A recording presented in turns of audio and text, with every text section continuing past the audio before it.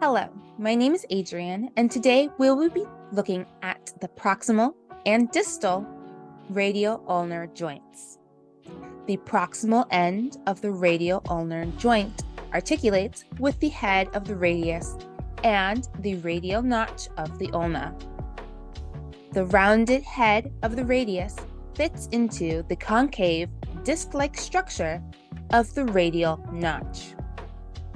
The distal end articulates with the ulnar notch of the radius and the head of the ulna. In this instance, the concave ulnar notch of the radius accommodates the rounded head of the ulna. The arrangement at both proximal and distal ends allow for a pivoting movement around the longitudinal axis. The stability provided by the ligaments, the annular ligament in particular, and the snug fit of the proximal joint offer stability, while the slightly more mobile distal joint provides greater freedom of movement.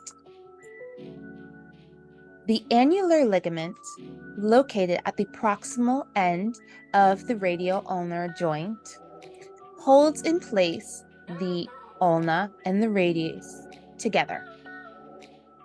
Now, let's look at the distal end.